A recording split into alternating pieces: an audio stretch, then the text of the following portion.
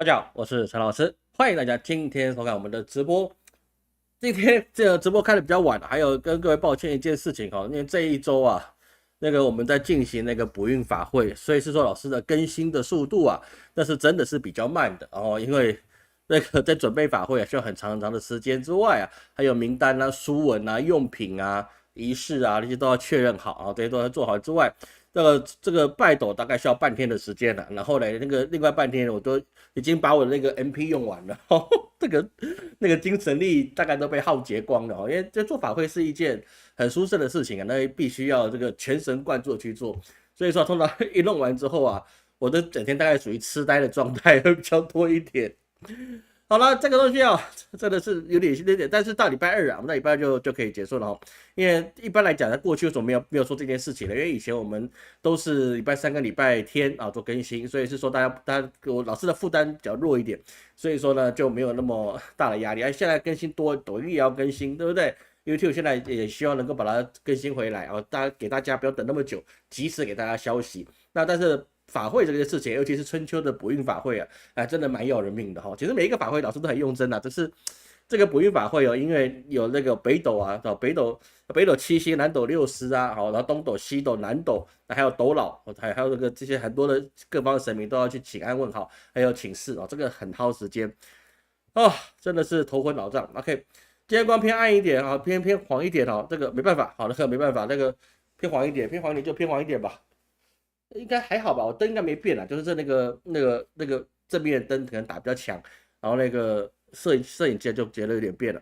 还有我的发型，所以很多人说老师发型改了哈，对我改了，我想挑战一下，我的发型变这样应该比较好看。那金老师说不行哦，其实我想剪的光头啊，就是老师在2018年开始的时候，我们都用寸头，那头发都是剪光的，我是比较喜欢那样的。但是现在人老了，你知道吗？越剪越难看，所以我就不知道该怎么做了，争取一点那个青春的岁月吧。好，随便弄一下。好，不啰嗦哈，那我们今天开始我们今天的直播的内容哈。首先呢，我们要看一下，其实最重要的一件事情，老师特别想跟各位去谈的一件事，就是这2天呢，中国在北京有举办这个机器人马拉松，各位知道吗？就是跑步的人，他不是人类。跑步的是机器人在跑步。那有很多人就是看衰这些事情啊，就说，哎呀，什么语速啊，还是哪家的公司啊，你们不说很强吗？还可以跳舞啊，还在打武术啊，然后跑步跑没多久，然后就开始摔的摔，支离破碎的支离破碎，跌的跌，哦，完蛋的完蛋。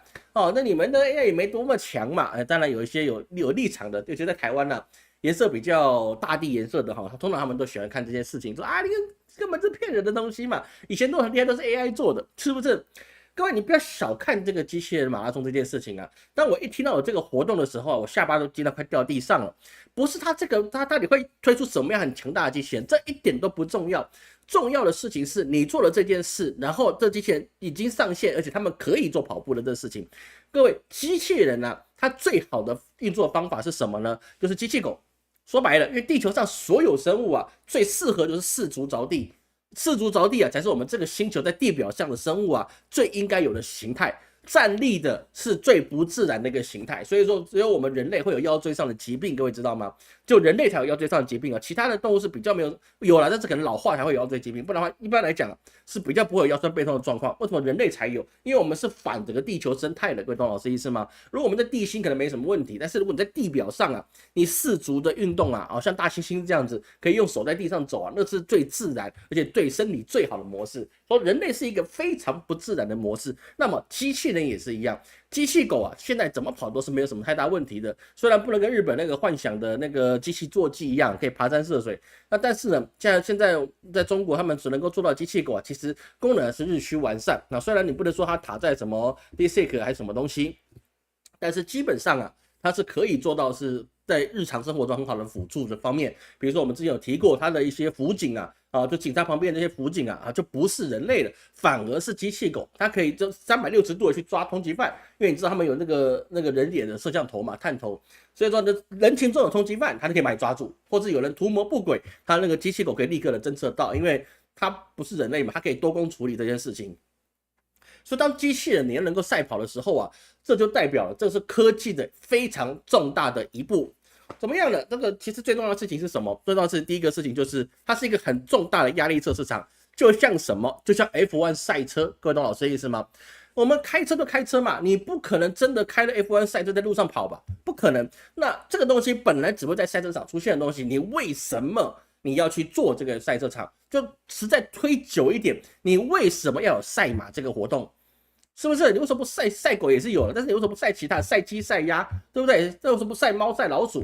你偏偏最大盛大的是赛马，为什么？因为马是一个在古代社会，无论是中国文化、做亚洲文化，或者任何世界地方文化，马这个生物啊是一个很重要的劳动力来源，包含了战争跟劳作还有运输都需要用到马的状态。那么赛马最重要的意思是，你要去考验这些所有养马人。他们的养马科技跟养马技术的提升，因为你有比赛，你就有好胜心，有好胜心，你就把你的马培育的更强壮。比如说呢，这个日本吧，应该是日本啊，黄金家族，好像不是日本，哪里忘记了？黄金家族的马儿，对不对？有黄金传说啊，黄金什么的，他们的那个祖孙三代都非常强大的。那这样子为什么你要培育出来呢？因为你才能够让你的一些士兵去骑马的时候呢，他能够打更好的仗。这个差很多像以前的那个成吉思汗，他在西征的时候啊，他们骑了蒙古马，跟那个波斯那边骑的一个那个突厥蛮马不一样。突厥蛮马很高大，但是你的续航力不如你蒙古马。蒙古马小只，但它载重力高，而且跑得又远，是不是？真的是小钢炮一样。所以说养马就变成一个很重要的技术，谁马养得好，谁就可以在战场上取得了先机，而且你在劳作力上面还有各方面的事情都是非常重要的。所以说养马，那后来就变成赛车，原因就是在于是说，你必须把汽车工业它的马力跟各个状况，在这么高速的状况之下，高转速、高扭力，那包含汽车还有拉力赛这些东西啊，所有的一切都是为了要去测试它的工业进展到哪一个程度。而现在机器人马拉松，我们就把它看成是机器人的 F1。这是一个非常重要的一个事情，因为当它可以哪一天它完全跑完全程，而且它是用仿人类的模式去这样子去正常的去运动去跑的时候，我告诉你失业率要飙高了。为什么？因为他们已经可以接受到这么高强度，你人类你要跑完，不要说全马了，半马你大概就半条命了。老师年轻时候可以啊，我年轻时候很瘦嘛，就我现在的1/2。体重就现在1/2，对，身高一样，体重1/2，至少我没有8块肌，但是我也有6块腹肌啊。现在我练的混元神功，把它练成1块而已，对不对？所以说在那个状况之下，你必须要有这样子的能力，然后去跑完半马，半马就已经很了不起了。那机器人如果它可以跑完全马，那战场上面它所向披靡，因为它可以把对手跑死，你怎么跑都没有用，它把你跑到死。过去我们最早的老祖先也是一样，他不是去跟狮子老虎去打一个对台，然后大家比力气大，而是呢追到你累死。对，这过去人类做到的事情，现在机器人就可以做到这件事情。所以在这个在这一次的这个北京的那个机器人超马状况之下，我们就可以发现，未来你在世界上任何一个国家，你要推出你自己机器人，你要遭受到幕后的投资，那么他们就很可能问你一句：你的机器人、你的作品有没有办法在中国的那个机器人马拉松上面获得了名次？如果能，那么这个投资你有意义；如果不能，那基本上你就黄了，因为你的能力没办法去够及的这个状态。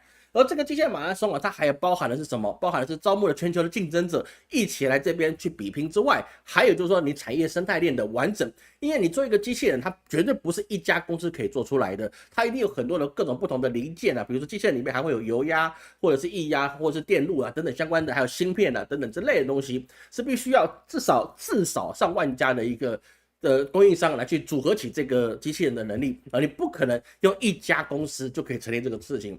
你会相信只要有10家20家就可以做出一个机器人公司的话，那么恭喜你，你跟美国总统是一样的高度。为什么？因为他认为所有东西跑到美国去制造，那美国一定强。那不可能的事情，因为不可能全部在美国去制造，这个是很现实的，是因为你做不出来没有这个东西你也做不出来。那既然做不出来，那你就必须要更多的人，全世界的人通力合作来找到这个东西。所以在这个状况之下，那中国未来的机器人的进步速度会从这一次的机器人马拉松开始会有非要式的发展过去就慢慢的，它从翻跟斗慢慢的去做有武术春晚上跳舞然后慢慢进步。没有，未来你有这个比赛，你有这个赛事，就是所有资本家要去做你融资的时候，他要看你的设计出来的东西能不能够跑这个北京马拉松、机器人马拉松。如果能，那就可以。如果不能，那对不起，你的实力不够。所以老师再次强调一次，这个北京机器人马拉松将会成为未来这个机器人业界的标杆。你其他人再去做这个机器人马拉松的时候，你的整个态势不可能比中国更强。为什么？因为中国它既有完整的产业链，它推出来的时候已经有它的地利之便了。因为它已经成为全世界注目的焦点了，你后面再去办其他东西就不容易。比如是说，你现在哪一个国家，你想做一个什么那个世界级的运动会，是不是？你能够做成功超过奥运吗？不能，对不对？很难，基本上是很难。那你办地方型的盛宴，你就变成说英超或者是你这些地方性的足球赛事，那可以。但是你要变成世界级的赛事就很难，哪怕贵州的那个什么春超。对不对？它也只有地方性的赛事，你不可能全世界参加它的春超嘛。不可能，所以说你能够变成全世界赛事的时候，你就要变成行业的定标准的准则，这个差异点是非常非常之高，而且它的技术层面就可以确认是说，中国的 AI 进步的速度跟它的机器人进步速度它基本上可以摆脱了美国或者其他国家的科技所谓的卡脖子或者是其他的一些技术的一些掣肘，基本上就可以瓦解了。这个是一个很重要的观念，所以千万不要小看这个，好像是一个娱乐新闻，没有，这个是一个划时代的。足以去影响我们全部人类的一个重要的起点。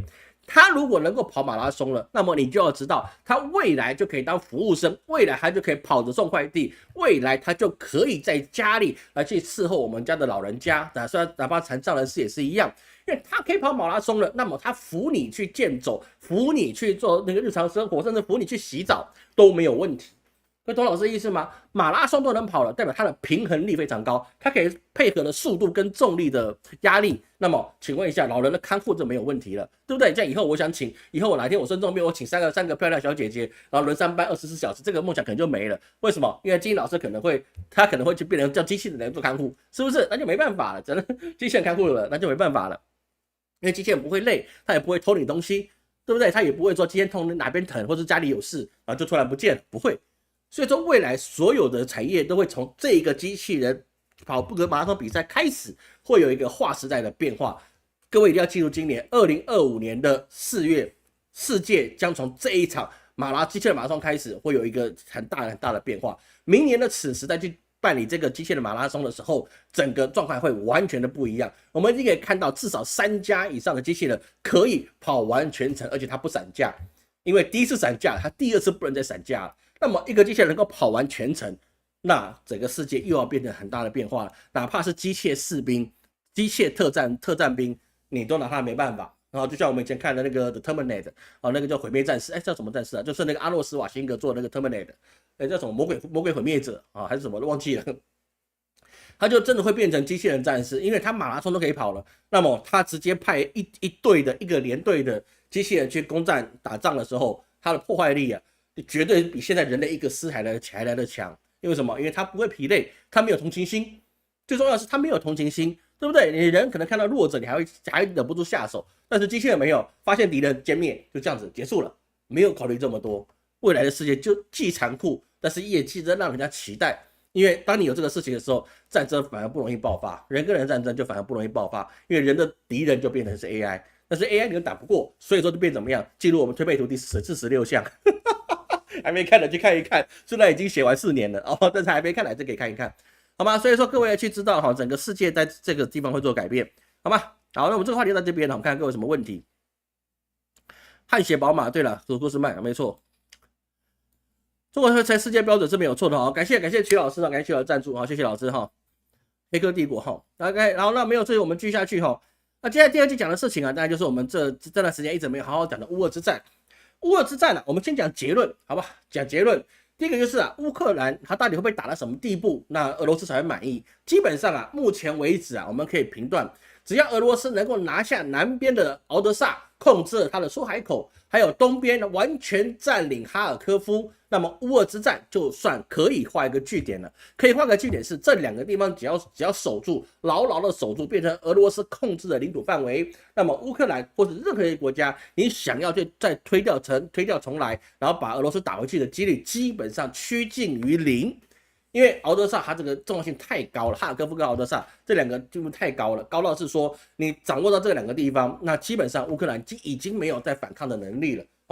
各位可以把地图拿出来看那个你要靠那个西边的话呢，它就是那个乌东地区啊，就是俄罗斯的西边啊，那个哈尔科夫啊，那非常重要。现在还没有完全被俄罗斯打下来，敖德萨也是一样。这两个地方一旦拿下来，乌俄之战没有悬念啊，完全是没有悬念。所以在这个状况之下，假设战争还没有结束，那么俄罗斯打到哪里，他就算到哪里啊，这多的，这战场就算多的了，都没有什么悬念了。这两个要拿下来之后，你往继续往乌西去打，打多少是多少吧，所以他也不着急了，他只要守好这两个地方，基本上战争就已经是稳赢的。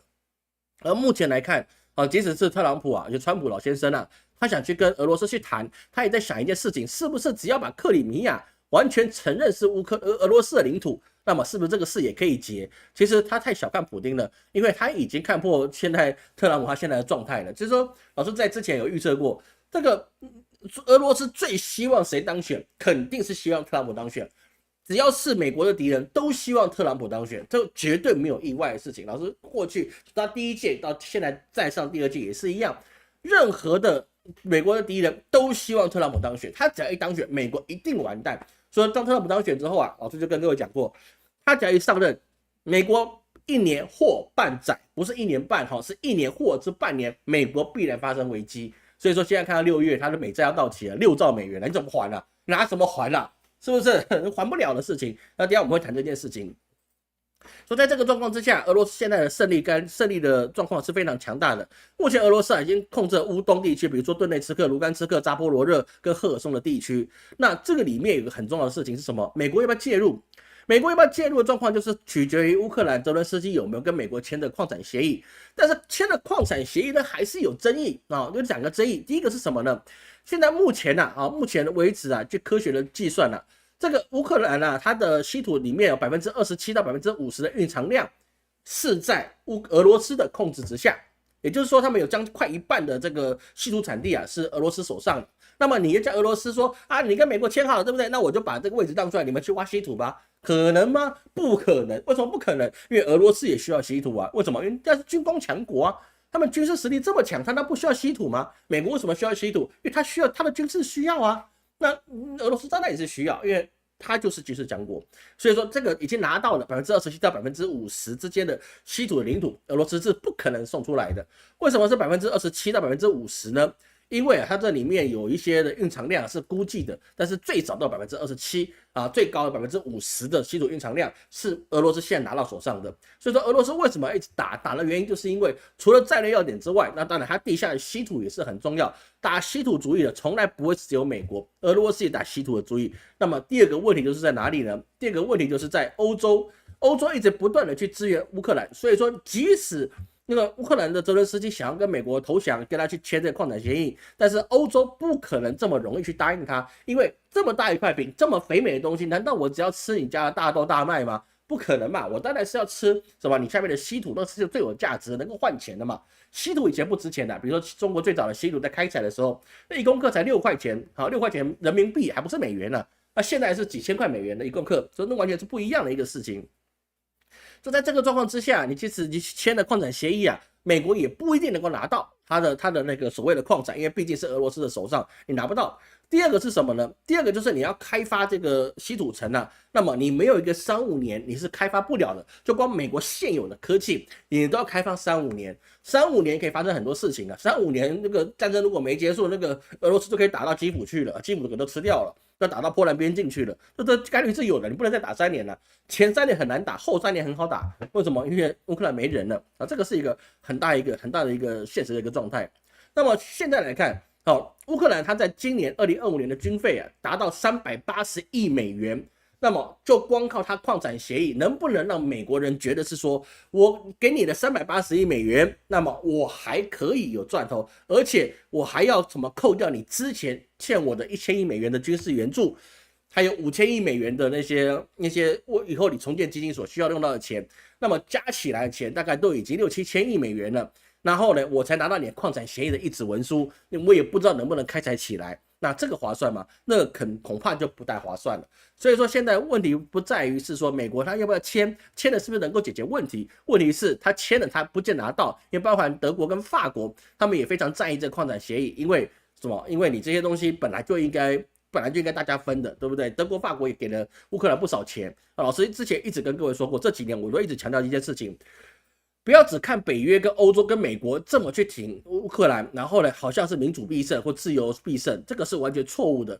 人家给你的东西从来都没有跟你讲 for free everything you can get it， 没有这回事。你所有拿到的东西，你都得还人家。所以这个事情一直不断的去挑战这些事情，我觉得一个不是一个政治素养的人，他可能不知道后果是这么严重的。因为毕竟我们知道他是一个演员出身的，我们不是看不起演员，像雷根总统他也是演员，对不对？只是他没有经过这些政治的素养，你根本就不知道你的国家是要怎么运行，你有多少预算，你花这个钱、人力资源跟调度到底怎么去做。你当选之后，你要请的那些内阁的人，他是不是专业，你也不清楚。说他们的内阁成员，包含国防部长一直走马换将，对不对？这个怎么行呢？当然是不行。所以他现在所要去维护他目前有的东西，就已经超出了他们国家整个国家能够承受的范围。他已经是破罐子破摔，反正他们已经赔光了。这远比大清被八国联军之后还要来得更加的凄惨。因为八国联军之后，这个清朝还是保有自己的土地居多，它只是租借出去，而且都得还的。有租借区，但是你都得还，不是你租借就不用还。但是乌克兰是这样的，你被侵略、被打下来的东西，你要俄罗斯吐出来，不可能，办不到。你想得美，这已经变成一个很重要的一个事实。所以现在这个模式啊，我们就可以确定是说，你整个乌克兰战争啊，在整个战场上面，它已经没有任何的优势，更别包括的是什么？普丁在4月12号的时候，他说要投入数百亿美元，用于重新武装俄罗斯海军。他为什么要重组俄罗斯海军呢？我们就可以去从这个地方推敲出来是什么呢？因为俄罗斯本来就要倒下敖德萨，你要守住敖德萨，那么你就需要海军，懂老师的意思了吗？所以说，为什么老师说他只要打下敖德萨，那守住哈尔科夫，那么这场战争他就不会输，因为敖德萨他打下来之后，他有海军去守。那我们也知道，俄罗斯的海军过去很强，现在不咋地，说白了吧，现在真的不咋地。那么他就得现在去刚好重新做这个样子的海军的去建部啊，这个能不能建起来？可以，为什么？因为它的历史还在。一个国家你有历史啊，你有这些经验啊，你要重新建立的时候就很快啊。包含到我们看到日本也是一样。日本这一次啊，各位有看到我们前几天更新的那个本能寺之变，对不对？就有说到日本他现在要反水美国啊，而且最近啊，我们也发现，老师开了那个片之后啊，早上在这2天吧，因为我好像是礼拜1、礼拜2拍的，这2天他要出现一个什么事情呢？要出现的是日本的寿险公司也要大抛美债。当然，这不是阴谋论，因为他们自己国内的经济跟他们自己的风险控管，他们抛美债是一个正确的做法。但是，就如同老师在本能寺之变那一篇的视频里面有说到，你今天你的小弟没有办法去控制他的时候，那么反水的一定是2把手，美债的2把手是谁呢？那美债美国第一个是联准会嘛，1把手是联准会，各位就不用去争议哈。美债1把手就是联准会，联准会负责吸收美债，然后卖出美债，好，这个是1把手没有问题。但是2把手是谁？2把手就是日本了。对不对？头号小弟日本啊，日本有这么全世界最高的美债，那在6月美国即将到期6兆美元的美债的时候，日本这个小弟他不干了，我就拼命的抛。那么请问一下，他以后的美债谁要买？就简单信心的问题啊，这不是市场有没有钱的问题啊，那是一个信心的问题啊，那个是非常严重的。当然有人会跟老师讲啊，老师你的信息错误了，因为中国也有在增持美债，美国也会害怕，为什么？你会不会在6月的时候来个抛售，对不对？你在关键的时候去抛的时候，那就完蛋了，那美国等于倒债了。然后这个事情就我们将会更详细的谈到这件事情。所以说现在整个世界为什么老师跟各位去讲一件事情，不厌其烦跟各位讲一件事情，不要嫌我啰嗦啊！你一定要把你的负债降到最低，因为利率这件事情你什么时候变你不知道。第二件事情就是你整个世界的环境，你的杠杆做越大，你死得越快。不要跟我讲啊，老师我做空赚得多，哎，你这个想都可以的，上冲下洗啊，我们4月份已经跟你讲不要进场，咚，对不对？那这事情是不是这样啊？就是这样发生的嘛。所以你要尽可能的消灭你的负债，保持你的现金，不要投资，不要跟我讲，老师存现金占不占通膨？通膨1年才几趴，1年给你10%，我告诉你，一天个跌停板，你啥都没有了，一天就可以干掉你所有1年的通膨了。是不是不可能1年10%的通膨嘛？我又不是日本，我又不是英国，对不对？没那么惨啊，是不是？那你这个状况，你老师跟我讲是说我现金抗不了通膨，你的问题不是在通膨，你的问题是生存，好吧？这个是很重要的问题，不要以为你自己有很多存款，所以说我怎么样算我都可以嘎过去。这世界永远不是你想到的事情，而且又是在今年，完全不是你可以想象的事情。如果你真的要做避险，还是跟你来，我还是一句话，买黄金现货，金条金块，不要买首饰，首饰没什么屁用哦，买金条金块，对不对？你要买什么？你要买台银的也好，买什么都好，金条金块。摆10年，你一定赚钱，不可能不赚钱。10年的时间一定赚钱，因为就像你刚刚讲到，通膨一定会促使这个黄金的价格10年之内一定会比你买的还要来得赚，你不可能亏本，都已经不可能亏本了，你要我给你怎么建议呢？那怎么建议呢？对不对？不可能亏本的事我都跟你讲了。像我会不会买黄金？不会，我买不起。我这种就不用买了，对不对？我买不起啊，我就说一节食就可以了。但是你们有钱人的话，请记得不要再去做什么业外投资，不要开什么公司，都不需要。你就好好的把现金存下来，先他妈过了这2年，这2年过了之后，你再跟我讲啊，我其他的想法，那我支持你，或是你个别来问老师付费好吗？我们再谈，不然的话这个是非常危险的一个事情。好，这个也要去注意啊。看各位有什么问题，我们要进行下一件事情了哈。千里马那位捕鱼台湾运营，台湾战绩会准吗？我的同行我不评论同行，你不要拿同行事来问我，你可能是新朋友，我就跟你讲，我不能够讲同行，好不好？别人的事情不要找我背书，我也不要批评别人，因为我也不想别人批评我。所以说呢，我们不要谈同行的一个事情，同行有他自己的尊严在，他对或不对那是他自己负担的事情，我这边讲他就不对了。我可以批评政治人，我可以批评世界大事，但是我不能批评同行，这是我们的门规，门规在这里，我再次宣扬，我不可以讲同行。好吧，任何同行你看到的，无论他是神通广大或造谣撞骗，不关我的事，我们不讲同行，好吧？同行都是来尊重的，都是我的师兄弟，好吧？我们不能够去批评人家。国运签那个事情是公开的事情，那我们可以谈，但是同行不要叫我去帮我说啊，老师你觉得这个人讲怎么样，那个人讲怎么样？啊，你既然都问我，你问他，你问我干嘛？是不是？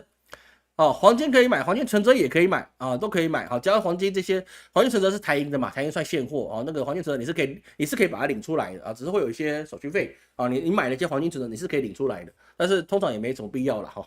啊，不要买黄金期货哈，那黄金我讲现货，那这个事情才是真的啊，其他事情我们不用讲。那这有人一直问老师那个7月5日龙数量这个预言哈，啊，我在这边我先表个态啊。我已经有这个规划，但是这纯属巧合。我本来想下个月再说的，但是呢，有人一直问，我就这边直接讲，老师7月份不在台湾，为什么？因为我的小孩长大了，我好几年没带他们出去玩了，而今年一个考完了高中，另外一个准备升高2，对不对？这个时候他们没有暑期辅导，也没有什么功课压力啊，我就带他们出去玩一玩，不然好几年一个要准备考高中，另外一个要准备考高中。对不对？连续2个考高中，我能带出去玩吗？不行。那再往前2年，新冠疫情，我能够出去吗？不能。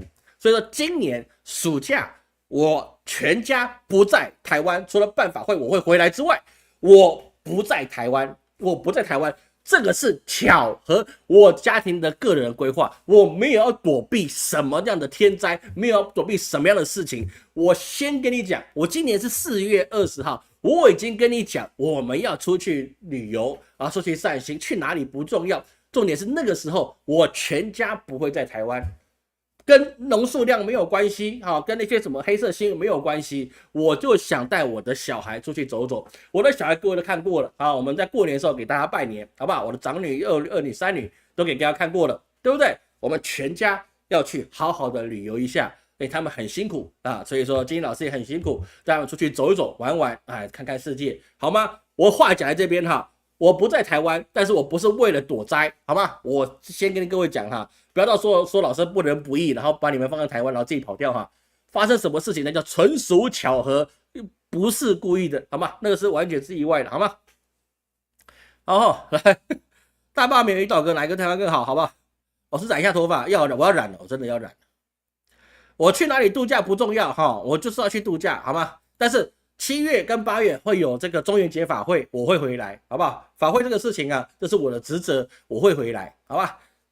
我会回来的，好吧？但小孩可能在外面啊，他们去好好的放松一下，好吗？好，我讲清楚了哈，这个我没有绕跑哈，我还没买机票，但是我是这么决定的哈。来，最后我们来看一下台湾大罢免这个事情，我是一直不想讲，因为我怕出事，你知道吗？我真的超怕出事的啊！我真的，你要想看，我有老婆有小孩，上有老下有小的，啊，勾引到这个当权者，我也真的没办法的事情。但是大家一直在问这件事情，哦，目前我们要看一件事情啊，我们看一件事情，第一个，你大罢免之后，好，那有人说这个有没有可能民进党赢了之后，那我们伟大的民族的救星，政府党的领导人啊，我们的一些国家的英雄，那会不会实施戒严？这个状况我们之前所说过了，这个基本上是不大可能的事情，概率是极低的事情，那这个是不可能这个不会发生的事情，因为你要把它做到戒严的状况之下，那你会引发了所有周边各国重大的反应。我相信我们伟大的党的领导人、民族的救星、国家的领袖不会犯到这么愚蠢的一个错误。一旦宣布了戒严，那么美国一定必然来关切，那日本一定会紧张，那我们的对岸，然后中共肯定就磨刀霍霍。各位你要去知道，两岸之间的问题就在于两个人对两岸之间，他们彼此对战争这件事情，你是完全不一样的概念。你要去搞清楚这件事情，你发动戒严之后，你所引来的事情是完全是不是我们这边可以想象的结果？为什么？因为你在台湾，你要去打仗，大家都害怕，因为我们知道我们打不过对方，所以说军人想退伍，对不对？家人会害怕，然后呢，小孩不愿意去当兵，这个事情是台湾现在的状况。那不然你叫黑熊学院的那些人都去当兵，可能吗？不可能。这阵子我在台北看到很多进行大罢免的一些青春可爱、眼神非常的清纯，但是透露着一点天真无邪的眼神，这些年轻人在号召大罢免，这些人他们为什么不去从军呢？为什么不去从军呢？因为没有办法从军，因为他们年龄不够，或者是说他有更伟大的事业要去做，对不对？但是没有人从军，从军就等于去死，就很简单这件事情。军人的天职就是为国牺牲，保卫国家是为什么？为国家牺牲嘛，这很正常的一个事情，是不是？所以说能不死的，我们当然就赖活着嘛，很简单嘛。但是你不要小看对岸，对，很多人说他的军事那个什么高层的腐败国防部长一个换一个，东区的一些什么战区的人一个换一个，然后火箭军也有腐败，没有错，无官不贪。我告诉你，世界各国哪里都一样，无官不贪。比较少听到贪污的是新加坡，但是有没有贪我不知道比较少听到还有他会贪污，因为可能国家小很好监督吧。但是全世界大部分的国家，千里做官只为吃穿，我不贪，我当官干嘛？有没有清官？有，少，而且穷，而且死得很快，或者太累了嘛，对不对？所以看一下和珅讲的就知道了，是不是？贪官肯定都有，到处都有。你知道台湾没有贪官吗？不要骗自己了啦，好不好？哪个党都有贪官啦，从国民党或是什么党都有贪官啦。你说民进党有没有？因为他还没执政嘛，他没执政，他贪个屁啊！明白这件事情，他等他执政，他也会贪只要是官都会贪。但是你不要小看了他们很多的解放军的子弟兵，他们家里是穷啊，这穷大山出来的一堆啊，很多很穷的人去从军啊，是不是？他们当兵是要去审核的，上面不容易啊，不是每个人都可以去当兵的，对不对？那你当兵要去审核，然后你好不容易挤进这个军伍的时候，他最担心的是他没有立功他就退伍了，因为他没有年限啊，时间到了你没有什么作为，你就得被清出去啊，你就得退伍的不是说台湾一个志愿役士兵可以干到老，干到45岁啊，没有的，对不对？你这个20几岁快30岁，你就刚刚就被淘汰掉了，他们的战斗力一直保持在一个青春活力的状态啊，是不是？当你这些士兵、这些阿兵哥最担心就是我还没有建功立业，然后我就退伍了，这种人他们不怕死的，3等功、2等功，哪怕1等功啊，他眼睛闭着往前冲啊！我告诉你，不要小看这两边的士气的差异啊。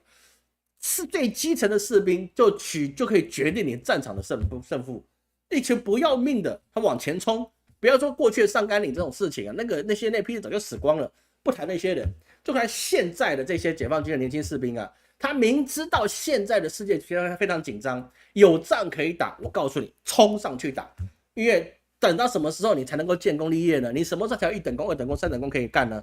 没有啊，没有这个机会啊！你不现在去做，你怎么去拜将封侯呢？是不是？这机会就在眼前呐！收台之战，开玩笑，真打起来，我告诉你，不是说中国打不打得起啊？那些士兵都卯着劲，眼睛闭了，他妈往前冲啊！上了赤道就往前冲啊！谁管你这个红绿灯的有没有 Google 导航啊？他冲上来就是往前冲啊！看到那个台湾的士兵，就一定给你砍下去的。他不考虑的，他不需要考虑这件事情的。这个士气是不一样的，官是官在腐败，吃的肥头大耳的是他们啊，士兵不一样啊，他们翻身的机会就到这里了，所以说你整个事情是非常非常的差异性非常大的，好不好？所以打仗起来的时候，我们希望不要了，但打起来的时候，我们的胜算极低，低到什么地方？低到就是我们这些士兵的士气完全不一样。回到重点，在这大罢免状况之下，所以说反过来看，如果今天那个国民党跟民众党合在一起，然后呢反超过去，反而是什么？他们获得了胜利，而自己罢掉没几个，反正把绿色的立委啊罢掉很多个。那么网络上就有来传，但我们是不是可以反过来罢免我们的伟大的党的领导人、民族的救星、国家的领袖呢？不行，办不到的事情，好吧？这个事情很多人在谈那个风声鹤唳的事情，我觉得这个事情这是很奇怪，你们到底知不知道我们中华民国的宪法到底是什么啊？根据我们中华民国的宪法增修条文里面，你要罢免总统，需要经过立法院全体委员1/4的提议，1/4多少？不多，29席，现在就可以同意了。但是你必须要2/3的立委同意，也就是75席的立委同意。而目前现在立法院的席次，国民党是52席，民众党8席，民进党51席。所以说蓝跟白假设合力起来也不过60席，你离75席还差了多少？对不对？差太远了，你根本就没办法达成的事情。接着现在蓝白现在回过来罢免绿色立委，那么你能够罢了几个？你能够罢到10个以上吗？说真的不可能，人家至少还40%的支持率，无论如何你也罢不了15个。你总共现在罢了也没有15个，所以说你怎么样增加，你最多就变成65到67席，你也不可能够。说即使怎么样呢？这个朱立伦跟黄国昌两个人手牵手抱在一起，嘿咻，然后我们要进行大罢免要胜利。假设他完全胜利了，赖清德我们党的领导人、民族的英雄、民主的救星，讲那么多会觉得很害羞，他也不可能被罢免掉。绝对不可能啊！曹孟德打包票，绝对不可能，那不可能的事情。所以整个状况之下，那是比较不会有这个事情发生。那么第二个状况是什么呢？第二个状况就是我们刚刚谈到，美国它在6月将会有6兆美元的公债到期。那么很多人就问老师，有没有可能美国为了换取中国的不表态？至少你不抛售美债，那么把台湾让给了中国，这可不可能？基本上，老师这个礼拜虽然已经那个 MP 已经被耗光了，但是拼了一口气还是要分析一下这件事情。目前为止这个状况也是趋近于零的状况比较不可能，几乎是不可能。但是世界上没有绝对，我们只能说趋近于零的状况。为什么？因为它目前美债它的状况还是有可能在透过其他融资的管道或者是其他的国家或其他的企业去帮他暂时分担，或者是呢形成其他政治上的交易，然后呢把它美债再做一个展延的状态。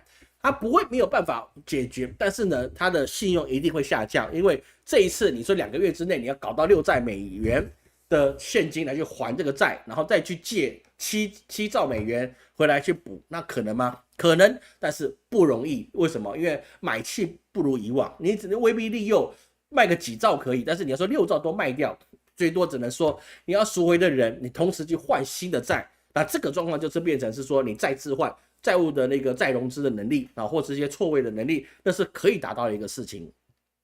那第二个就是没有人真的会去希望美债它倒债。因为美债一倒债，那么美元你会变成很差、没有价值的东西。但是美元是全世界各国政府，除了阿根廷那种小国家之外，大部分的国家你要做贸易的，你都必须要有美元。哪怕现在它的声势已经弱了，但是你还是需要美元。你美债如果倒债，你美元它就是没什么价值的，对，价值性就变低了，对不对？大家不希望看到这个状况。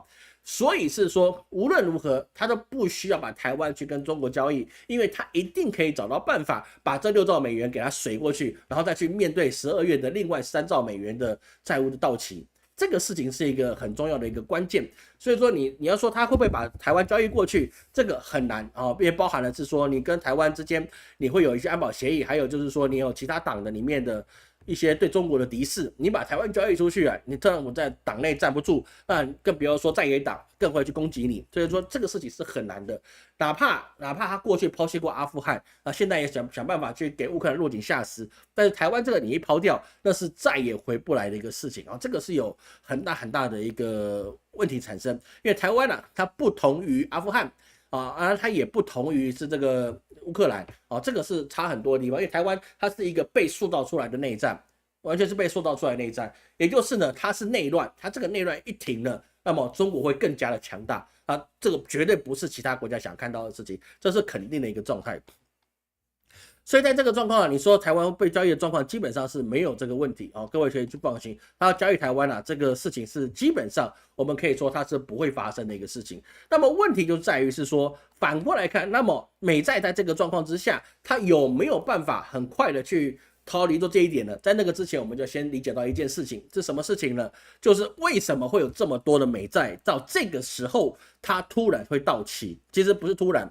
最主要原因还是在拜登身上，因为什么？拜登他去举的这些债务来去在他上任的时候拼命的去补贴，还有去做这些什么 USID 还有各方面的各种量大撒钱的状况，这些钱很多都是短年期的公债1、2年的或者5年的所以说你新仇旧恨，债台高筑，东墙西补的状况之下，就变成是他借了大量的美债，而且都是短年期的要到期，再配上之前长年期的也要到期。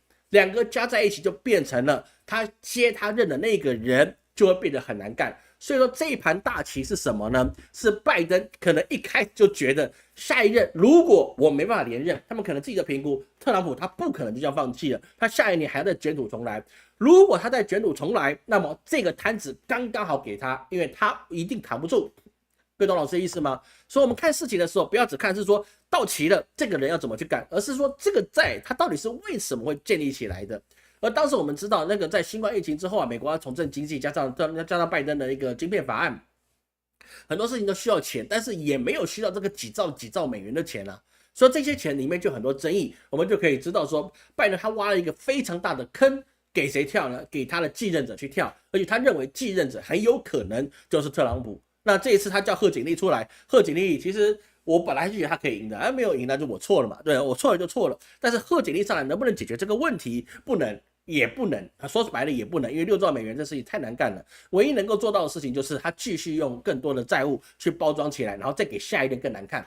因为各位你要知道一件事情，利滚利，息滚息这个事情你是用任何无论是个人或者国家或任何的一切，你只要有这样子的负债，你就不可能善了。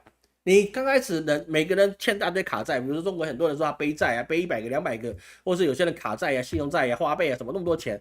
我告诉你，每一个负债都从第一笔借款开始，你借一次之后，你没有立刻还掉，你后面就变成无穷无尽，你还不完的账，你必须要借新还旧。告诉你，老师不是没有有这个信用卡危机，有，我以前也是卡债危机中的那一个王八蛋，对，我就是那个欠款的王八蛋，后来还掉，只是我花了几年时间，我花了很长时间，花了很多时间去做，对不对？我去有这样的过去，那个没什么好说的，年轻的高在那个时候我就借很多，对，没还起，对，那就出事了，出事之后我就非常努力去工作去还债嘛，还完了，后来就还完了，所以现在我信用也恢复了，是不是？但是你为什么要去花这么多钱去填那个坑呢？因为任何的负债从一开始它就是一个错误，你用循环利息之后，它就一定是一个错误。所以说房地产它本身也是一个错误，这个不是老师讲的，包含美国的这个什么那个这种什么奖的，我突然忘记了，我最近蓝血用光了。诺贝尔奖的经济学家也讲过，这个讲到这句话，房贷本来就是一个不该存在的一个事情。对不对？为什么？因为你会助长整个经济的过度的膨胀，那么到后面就是一般人买不起房子，买了房子的人一辈子难过。为什么？你无论如何，你有一间房子之后，你以为你这辈子都高枕无忧了嘛？也没有，对不对？因为房子它有使用年限，时间到了你住不了了，因为它该有的问题就会出现，那你有点重盖重盖你要不要花钱？要不要整修要花钱？所以说你一辈子所有的能量都在那间房子身上。所以很多人说老师，你让我买房子赚很多钱，对。婴儿潮时代赚到钱没有错，还是会有人会赚钱的。但是大部分的人他想的是，我有一间房子之后我就稳定下来了，我这辈子不用担心居住的问题，我还完了房子是我的。在亚洲是这样没有错，房子是你的没有错，但是你能住几十年呢？我们反过来想，你让你的父母住60年的房子，你愿不愿意？你父母住60年的房子，你不觉得它破吗？会不会老鼠、蟑螂、管线有问题？是不是会？为什么？因为他就那么久房子，他就撑不了那么多的时间。那么你告诉我，你现在还了30年房贷之后，你可以一辈子住在这个房子里面，你不用担心居住的问题，那不是笑谈吗？那不是笑谈吗？那不可能的，房子的寿命有限，你可能永生什么富贵延年，但是呢，房子它会老去啊。你卖掉再买新的，那又要婴儿潮时代，我们有都更的需求，比如中国拆迁，台湾有都更，那你有这个事情才有办法。都更跟拆迁，它是建立在什么地方？人口太多，它需要更多的房子来住的时候，如果没有这么多的人口需要去替换掉这些的旧房子的时候，那么旧的也看住，那就继续住。年轻人就住旧房子嘛，对不对？但老年人住旧房子嘛，越住病越多，这很正常。好，房子越老，老人家住进去，那叫衰上加衰。好，这个是我们风水学里面的衰上加衰。那你这个后面的子孙不会好的啦，不会好。我跟你讲，真的不会好了。衰上加衰，屋衰了，人也衰，那就完蛋了，对不对？你人阳气重的时候，你住在一个破房子里面，什么不怕？你只要人多，房子破没关系，人气强，年轻，你有阳气，你可以撑起这个屋气。但是人老不行啊，人老你住大房子或是旧房子，你就更衰啦，你就整个百病丛生啊。啊，你病了之后，你孩子去顾你的时候，你是不是把你的家运可以往前去做？所以说这个很多事情啊，这个有点扯远，但是这个事实上就这样，债务就这样滚起来的。你花了一辈子，又老又病又穷的时候，你以为我有个房子，我这辈子就稳了？没有这回事啊，好不好？没有这回事。所以说各位去看这个跟整个美国的债务状况之下，第一个就是它政治的风险来去形塑说它有一个债务的陷阱给后面的总统来去填。那这个总统如果侥幸闪过了，下一个总统还是要填。无论如何，这个洞啊，我们之前讲过，他在2021年讲过，这个洞无论如何，它到了2030年绝对是一定爆的，而且它可能之前就爆，谁知道它今年就快爆了？那今年能不能过？它还是能够过的哦。为什么呢？我们讲一个很重要的事实，因为什么？因为美国国债的持有者里面76%是美国境内的机构跟个人，比如包含美国的社保基金、商业银行还有共同基金，各位去理解。它不是都是外债，好，76%是美国的内部债券。说这个事情，我们就知道美国这次能不能过，很不容易过。说真的很难，因为资本主义，我没有理由爱国，你知道吗？这个钱没有理由爱国，人可以爱国，对不对？你不国家不欠你钱，你可以爱国；国家欠你钱，他不还你的时候，你就不爱国了，懂了吗？这事情是一个很现实的一个事情啊。所以是说，它76%里面是国内机构跟个人机构，它有它的利益需求，它不可能只是为了爱国，然后呢，我们这个钱就送给国家，不可能啊，这个是绝对的。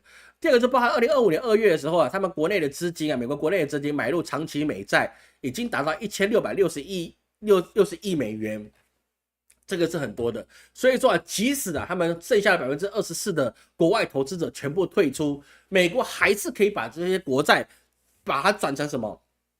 转成他们国内的这些企业要去承担的债务，所以说美国他想走成日本的债市的模式，有没有机会？那是有机会的，那是可以达到的事情。即使他发布短年期的债券，比如说5年、3年的债券，那么美国国内的企业还是必须要卖美国政府的面子，那是可以的。他目前来看我们所能够知道的事情，说信息来出来看包括美国2024年、2025年4月份，他们财政部他们重启大规模短债发行比如说他在4月1日发行了1200亿的美元短债他们国内的承接率高达多少呢？高达82%。所以说基本上美国自己本身是可以扛，但是扛得很难看，因为国外的人不信任你，那么你的美元流通跟美债的流通就产生了问题。第二个就是说无论如何，美联储都可以成为最后买家。因为我们知道美联储它不是美国官方的机构，它是一个私人的理财公司，好吧？美债由美国财政部发行，但是美债由美联储去买卖，所以说呢，他无论如何，他也得自己来把它吃进来。那如果他进行了一些 QE， 他可能最后还是必须要降这些基准降比如说降一些那个利率的话，那么他自己还是有能力去吃掉，大概至少应该还有这到极限应该还有吃掉这一次6月份到期的美债，所以说一次两次他还是可以吃得掉。这个真的会很难看你光靠这市场你是没办法消化，它就变成必须要用国内的政治手段，你才能够去处理这件事情。那么第4个方法就变成是说，它必须要做错峰交易。错峰交易是什么呢？就是你到期了，你换一个债嘛。你到期了，那我不给你钱，我就给你加码了，再给你一个票贴，然后再出去你这个债务包装起来，重新再给你一次，所以就变成一个错峰债，或是他自己国内债，或者各种状况做起来，他依然可以说我一样可以过去，但是身体过去了，姿势很难看，但有没有过了，但是你下一次还有一个3兆美元的债，而且明年他还有其他债到期。所以在这个状况之下，他们的一些你要 QE 或 QT 都不是一个办法。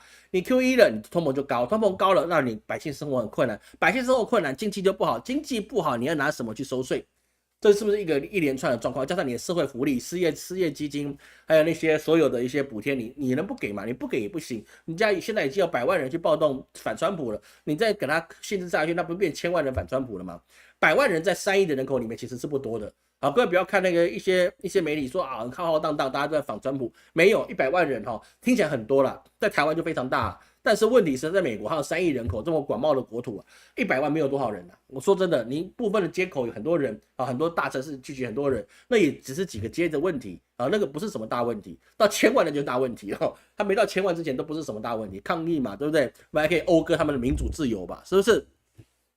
但是呢，现在问题就是在于是说，它的票面利率过去啊，他们在2025年6月份到期的国债的票面利率啊，大部分都是1%到2%，算是一个不是很高的利率。但是目前10年期的美债收益率已经高达4.36了，所以说是非常非常高的利息。这样对美国你要未来去支出这些美债的压力是非常大的。而10年期已经4.36了，30年期的收益啊已经破了5%，那个已经非常厉害了。所以说我们光靠加减减东交西算来看，如果以4%的利率啊去做展期，像我们把那个到期的换成新的债，那么它的年利息会变成怎么样子呢？目前我们所得到的计算结果不是很准确，为什么呢？因为我是算命的，好不好？我是算命的，我不是会计师，好不好？我是算命的，好不好？算命的就不要太在意我的对错了。按照我们所能够计算出来的事情啊，它目前的年利息支出将会从1.1兆美元增加成1.4兆美元，对不对？新增2600亿的利息支出。这个没什么问题，反正债多不愁嘛，1.1兆美元的利息跟1.4兆美元利息，反正都1点多兆了，这种数字加起来也没什么意义了，对不对？就像145%的关税利率跟245%的关税利率有什么差别？没差别了，是不是？反正就这样了嘛，对不对？债多不愁了。所以，但是这个状况就变成是说，你的收益率倒挂啊，导致他们的美国财政部啊会支出更多的一个成本。说在这个模式之下，你要去让美国财政改善啊，基本上只有一个办法，大开美国门任何人都是跟我们低税的来去把东西卖到美国刺激他们的贸易需求从做这个美国最伟大世界贸易经济跟世界贸易中心的这样的身份地位，美国就有救了。跟董老师意思吗？当你美国百姓可以没有太大心理压力，我去尽量消费的时候，世界各国才会把他们东西不断的卖到美国去，美国的美元才能够在世界上流通的更好。所以说，美国也需要一场极大化的改革开放，懂了意思吗？他们需要一个极大的改革开放。这样子做什么东西都卖到美国去，那请问一下，那美国的钱都大部分都逆差，他怎么赚钱呢？当然有办法赚钱，因为第一个光就可以解决你国债的问题。你要我给你开放这么大的门，那么你公债你是不是多少你得买个几千亿呢？这是不是就是一个想法？不要说几千亿啊，几千亿的只有日本跟中国买得起啊，你是不是来买个几十亿美元呢？对不对？你都得买吧。但是你几百个国家去做这件事情的时候，那你是不是就有一笔钱可以去用了？而且又是展期的状况可以去用，加上你经济畅旺的时候，那么你外面所赚到的钱，他们还是会回归到美国里面去，因为那些公司很多都在美国在海外这些企业所进行的，那么他们钱就还是会回到美国去的。所以当美元呢它的市场性维持在一个重要状况之下的时候，那么美元才能跟美国的权威才能在世界保持住它的一个制高点。但是现在没有，现在做这件事是谁呢？中国在做这件事情，那么现在未来的经济的态势和变化，其实这蛮明显的事情。美国可不可能改革开放？要看特朗普老先生的意思，但是有可能，但是真的是很难因为毕竟他的一个诉求就是让美国更加伟大，那就让制造业回流。目前为止，我们就光看现在此时此刻，他对中国以外的国家实施10%的关税，我们就说他这个10%的关税，它不会再涨。也不会取消，它就维持10%，行不行？就光维持现在的状况，它要达成让工厂回流到美国，就基本上是不可能的事情。为什么？因为加了10%，工厂移回去，那我损失的是几百%，而且我卖出来的东西卖不掉，因为成本太高，你美国人太贵，那就卖不出去，卖不出去，我拿什么搞？别人都去敦煌网买，那谁要去我们的亚马逊买呢？那就跑去敦煌网买了。对不对？但我不可能去做这件事情，所以说他光维持现在10%的他最大的让步跟妥协的状态，他就已经不可能达成他让世界各国的制造业回到美国的这个愿景。再加上其实我们可以很明白的知道，无论在 TikTok 或者 YouTube 上面，我们都可以明白的知道，连美国人都自己都不相信，现在此时此刻有人会在麦当劳端盘子，跟在工厂当黑手之间会做任何纠结的选择，没有。我告诉你，即使美国工厂重新去开了，进去的就是什么墨西哥人、南美人、中国人、台湾人，这些人亚洲人很喜欢过去当工厂的，因为在家乡当工厂，在哪边不是干的？对，但在我在那边提桶停到美国厂里面，我也觉得我好像高人一等，因为我在美国的工厂里面，对不对？我是美国的蓝领阶级，我倡导自由、民主、博爱，是不是？哪怕我穷的分逼没有，但是我还是闻到自由的空气，是不是？甜甜圈的故事都出来了，对不对？现在那个金牌讲师，他已经自己开卡车了，当一个自营运商了，对不对？他有骄傲的一个本钱，对不对？问题是工厂不回去啊，美国人自己不进工厂当黑手啊。对不对？他连工程师都干不好了，你去看那个机台都看不好了。你跟我讲他去打螺丝，他可以打得起来，没办法，好不好？这个所有整个环境上会运行的这个样子。所以在这个状况之下，我们可以看到，就是说，美联储它现在即使6月降息了25个基点啊，它让它自己的那个国债利率可以降低一点，但是呢，你要去通过这上面去做，它还是会比之前的1%跟2%的利率会产生很大的利差，让美国要扛的利息就会非常非常的多，所以说它的信用平等还能够维持多久不知道，但是呢，往下调的概率是比较高的。所以说我们看到现在整个状况一定要跟各位讲，你要保持现金在这里，因为任何的国际事件大发生都有很难讲。我们觉得是美国倒债状况是不可能，但是呢，你如果真的发生了，如果我错了，那么你就死定了，懂了吗？所以不要去跟老师赌这件事情，这个是一个很重要的关键。好，那我们看各位有什么问题最后几分钟我们来讲一下中国的经济，好不好？我今天尽量把它讲完。来而且绝大不言之后，中原普渡重要，以免群魔乱舞。中原普渡我一定会回来去做的，好，我一定会来做的。戒严是蛮难的，因为尹锡悦已经示范给别人看过了，戒严这件事情你干得了你就完蛋了这基本上是比较难的事情，戒严是真的比较难。说头发特效吗？没有，那是真的完全真的。对，我要甩一下头发。我跟金老师讲过，她嫁给我一个最大的好处之一就是我这辈子不会秃头，因为我们陈家上属3代没有人秃头，下面也没儿子嘛，所以说我们没有秃头的基因，就是可惜我没把这基因留下去，因为那个不秃头的基因跟秃头的基因是随父亲跟儿子就是同性之间传递的，我传给女儿没有用，她生出来她老公如果秃头，那她的儿子也会秃头，所以我要慎选。我跟我女儿讲一件事情，你找男朋友感情再好，记得去他家看他爸，看他爸什么？不是看他的身份地位，看他头发有没有秃。如果他爸秃了，那你老公就会秃，这都要注意一下。你可以接受就没事了，对不对？那个其实接受就没事了。宣布戒严就外资出逃，这比较难了，好吗？5月要去台湾办事，台湾安全吗 ？OK 啊，5月没什么问题啊，5月没什么问题。台湾会有灾难级大地震吗？有概率，有概率，这基本上这个概率是有的。今年还有股灾吗？随时都有可能会有，好吗？世界动荡不安还要持续多久？2年，还要2年动荡不安还要2年。我今年的流年我还没讲呢，被你破梗了，要2年，好不好？先跟你讲要2年，今年跟明年都是很乱的事情，但保不齐还有第3年，就是这2、3年很难过了，先抓2年，第3年会慢慢好了，基本上就是2年。台湾会有政政吗？政政是什么意思啊？政治变化吗？我不懂。两岸内战后财务会重新分配吗？会，我们都分给别人我们自己剩下不多，好不好？真的剩下不多，好不好？台湾经济完蛋，我们今天来不及讲台湾经济其实我是想讲台湾经济的。对啊，被贸战经比起会推一把大的吗？他不会被挤，他哪会被挤啊？你哪里应该会被挤啊？那个完全不挤，好不好？真的是中国完全不挤他挤什么？完全不挤。共建商单政府部门里面20万交保，暗统没有武统。好了，我不管别人了，好不好？老师，那个两岸动手时机如何自保？待在家里，好不好？两岸打起来的时候，待在家里就没事了。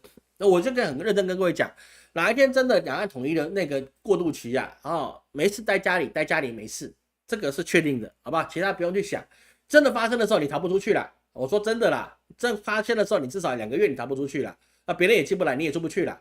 这个是确定的事情啦，因为他的政治在交换的过程之中风声鹤唳那个很难做。你真的2个月内就可以恢复正常，我告诉你，那真的是苍天保佑那一般来讲没那么快了真的没那么快，因为台湾还有反抗势力嘛，哪怕武统或是合统，台湾都会有反抗势力嘛，一定会有义勇军出来嘛，对不对？我不知道是不是黑熊学院但是按照台湾过去的历史对不对？这个满清来的时候呢，有人打满清，那个荷兰人来的时候有人打荷兰人，然后呢，后来那个什么郑成功来打郑成功，然后呢那个谁那个民国来了，然后就开始228。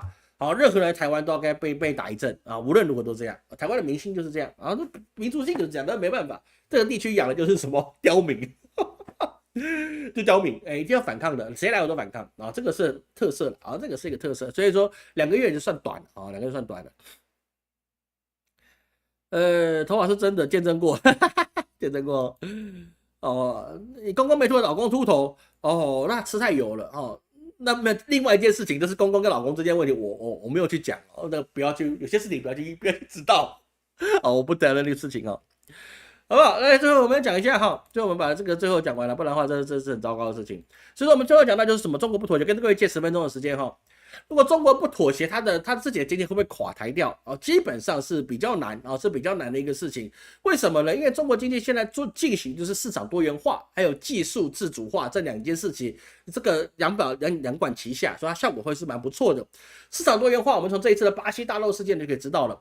好像巴西啊，真的是欢欣鼓舞啊！这个巴西总统啊，简直是高兴到他原地跳舞，他都可以说他有看中国的足球了。我觉得，哇靠，一个人可以没有下线到这个地方啊，我也觉得他了不起。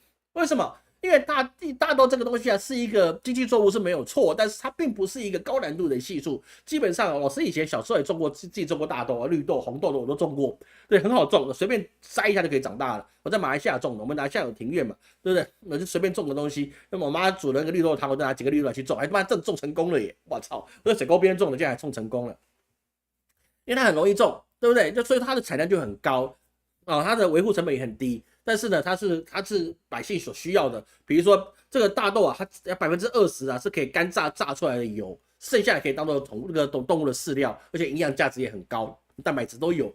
所以说，在这个状况之下，美国的大豆跟巴西的大豆都是大豆，没有谁比较好，跟没谁比较差。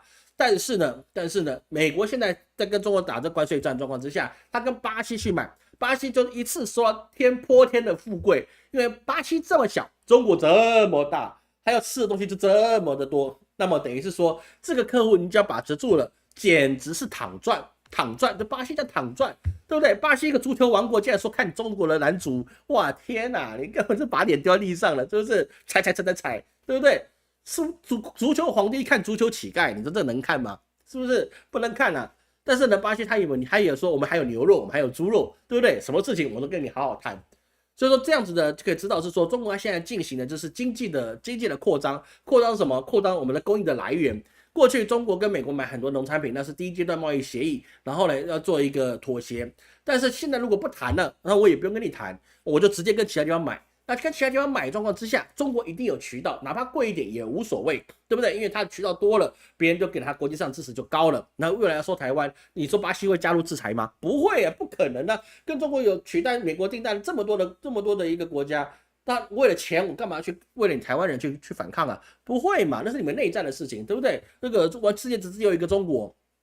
第二件事情就是美国有问题，为什么？因为这么大量的大豆，你卖给谁？卖给印度吗？不可能嘛！我们看美国的众议员还讲一句很有趣的话：中国不买我们美国牛肉没关系，我们卖给印度。我操，了不起啊！真的是牛逼，你知道吗？真的是牛逼！怎么去把牛肉卖到印度去？这个想法竟然是美国的议员，这超牛逼的事情，你知道吗？我不知道他怎么想的。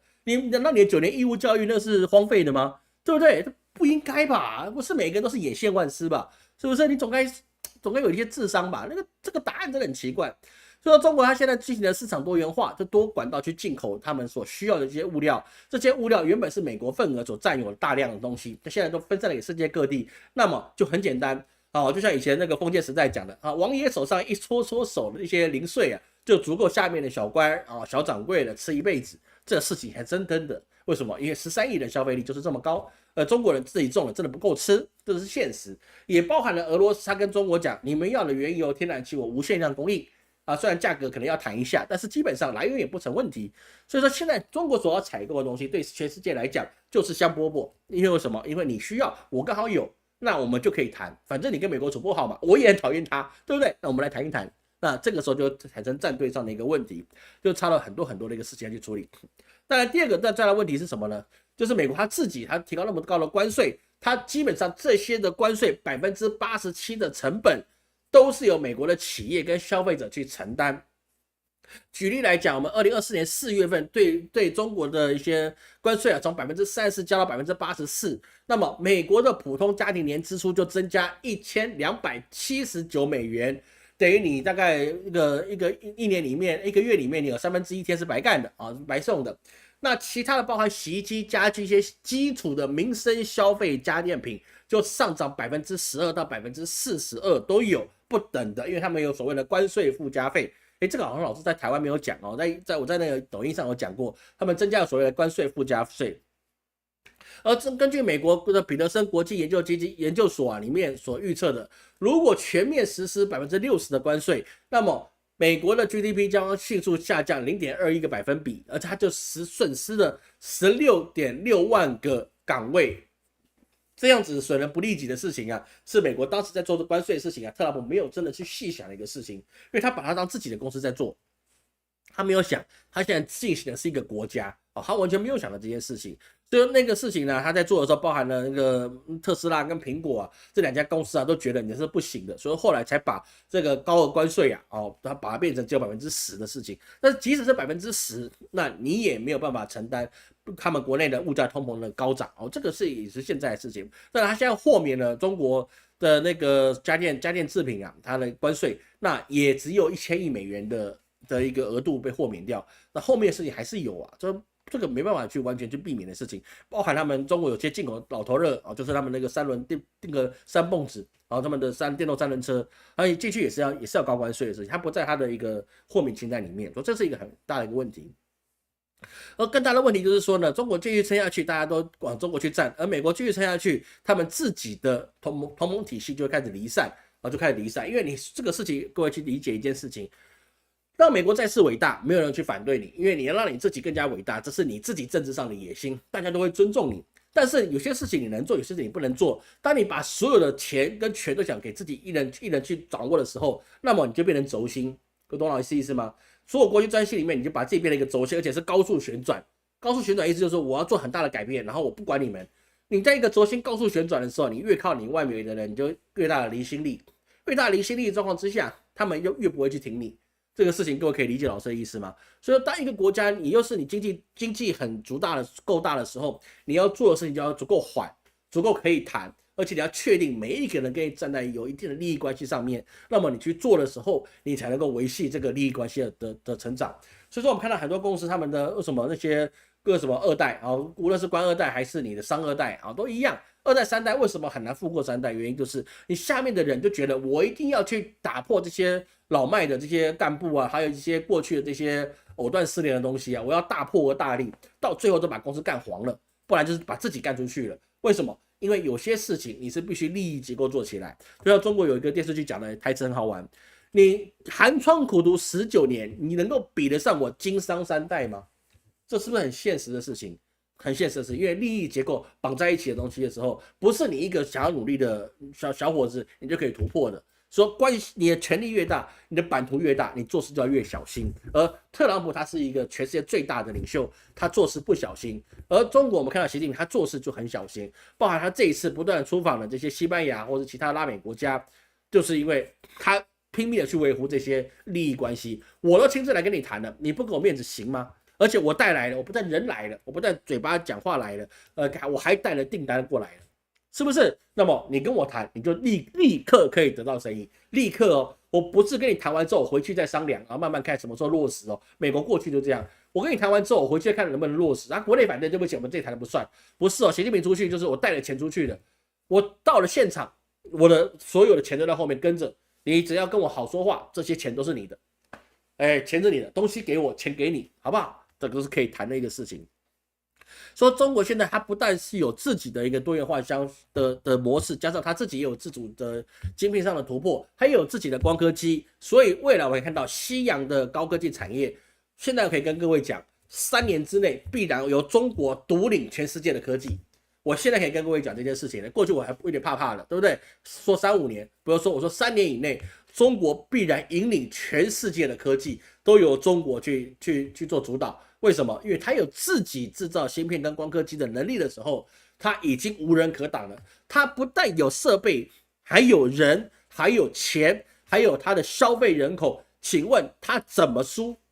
天时地利人和都在它那边了。现在唯一能够毁灭中国的，就是卫星撞地球啊，不然没办法。为什么？因为他什么都准备到了，他沉潜了几十年之后，现在的成果在这个地方。而中国真的是沉潜几十年后之后就有现在这个成果吗？也不尽然，而是中华文化几千年上来的积累，所有的政治的智慧，所有的一个内经营的智慧，所有各种一些维持的跟领导跟人心跟所有的文化合在一起，儒墨道法明阴阳，小说农家杂家，这么多的一些思维逻辑里面沉淀下来了，让我们可以见古知今，轻易的，不用说我陈老师，任何的同行，任何的有一些有智慧的人都可以去说到，现在美国就是大清末年，而且甚至可以告诉你历史怎么去对比，这就是文化，你跟我都有，差异就是什么呢？差异就是我花比较多时间了，就讲出来而已，好吗？